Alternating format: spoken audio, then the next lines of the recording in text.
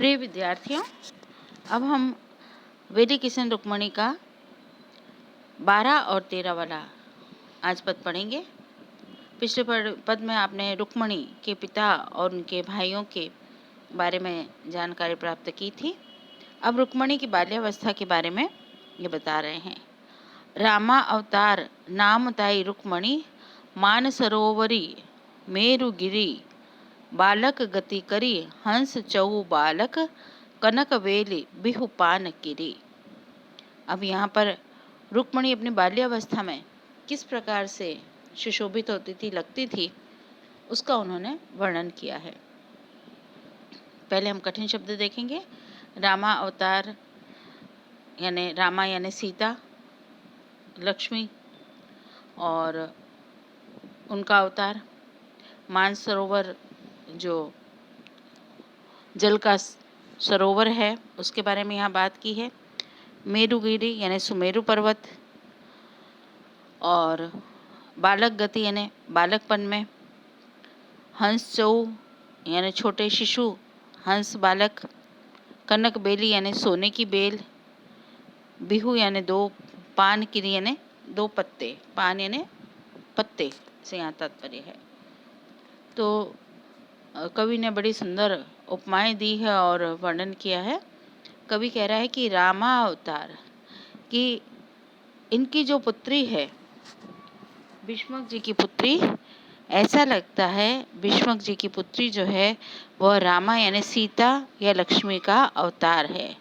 नाम ताई रुक्मणी, और उनका नाम रुक्मणी है, यानी रुक्मणी राम यानी सीता और लक्ष्मी का अवतार थी। मानसरोवरी मेरुगिरी, और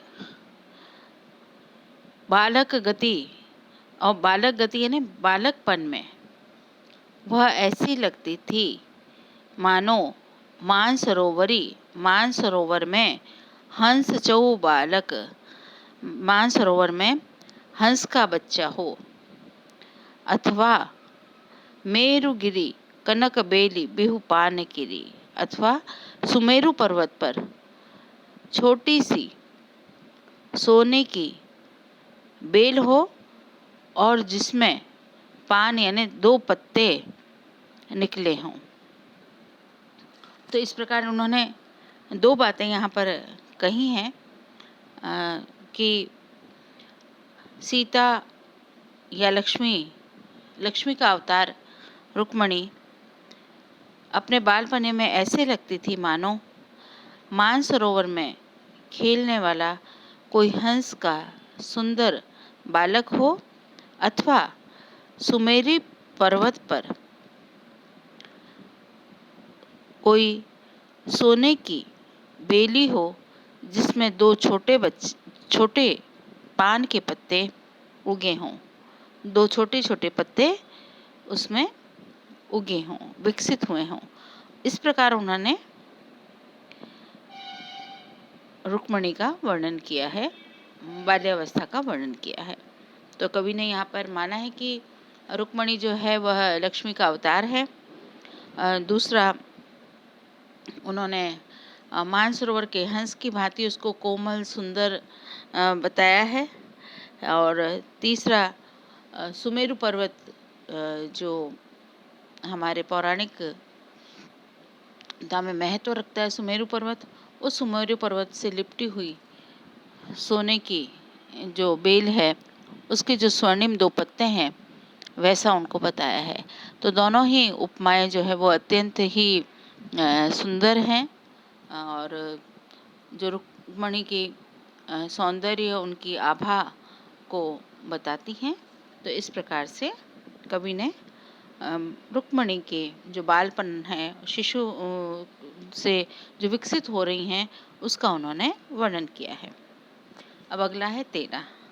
अनि बरस वधई तई मास बधई ए, वधई मास तई पहर बधंती, लखनवती बाल लीलामयी राजकुंवरी ढूलनी रमंती।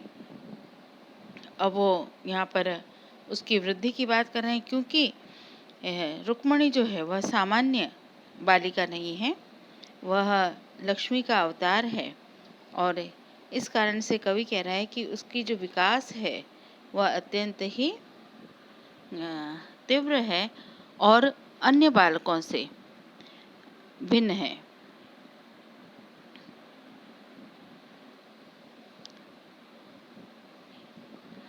अनिवरस वधई, वो कहते हैं कि वर्ष यानी वर्ष, वधई यानी वृद्धि होना, और लखन यानी लक्षण, 32 यानी 32, ढूलण यानी गुड़िया। तो अब यहाँ पर हम अर्थ करते हैं।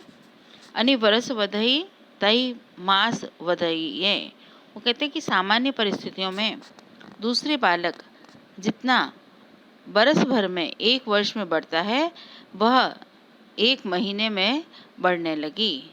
ताई मास वधई, वह 1 महीने में ही बढ़ने लगी।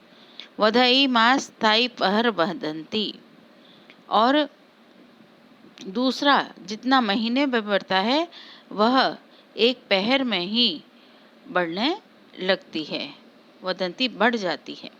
लखन 32 बाल लीला मई, उसके 32 लक्षणों से युक्त बाल लीला, बालपने की क्रीड़ाओं में लगी हुई, बालपने की क्रीड़ाओं से युक्त राजकुमारी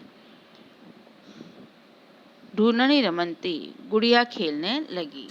तो इस प्रकार से वो कह रहे हैं कि जो रुक्मणी है वह अन्य बच्चों की अपेक्षा शीघ्रता से वृद्धि को, विकास को प्राप्त कर रही हैं, और उसके भीतर 32 लक्षण जो हैं वह दिखाई पड़ते हैं, अर्थात वह 32 लक्षणों से युक्त है, और वो बालपने में अपनी बाल लीला करती हुई वह राजकुंवरी जो है गुड़ियों से खेलती है। तो इस प्रकार से कवि ने रुक्मणी की जो विशेषताएं हैं उसका उन्होंने वर्णन किया है, रुक्मणी की वृद्धि का वर्णन किया है, और साथ ही एक बाल अवस्था में जो अवतार है, लेकिन फिर भी जब वो बाल अवस्था में आता है तो किस प्रकार से वह उसका आनंद लेता है या वह उसमें रम जाता है। तो वैसे ही उस राजकुमारी के 32 लक्षणों से युक्त राजकुमारी के गुड़िया खेलने को उन्होंने बताया। तो यहाँ पर विशेष यही है कि उन्होंने लक्ष्मी के जो अवतार हैं उनके बारे में बताया है। एक प्रकार से उस चमत्कार को उन्होंने यहाँ पर रखा है। दूसरा, बाल मनोविज्ञान का ध्यान रखते हुए उन्होंने बालकों की जो क्रीड़ा है उसका उन्होंने वर्णन किया है, और सुंदर शब्दों में इस पद को उन्होंने लिखा है। तो यही इसका विशेष है, और इस प्रकार उन्होंने रुक्मणी की बाल्यावस्था का वर्णन किया है। धन्यवाद।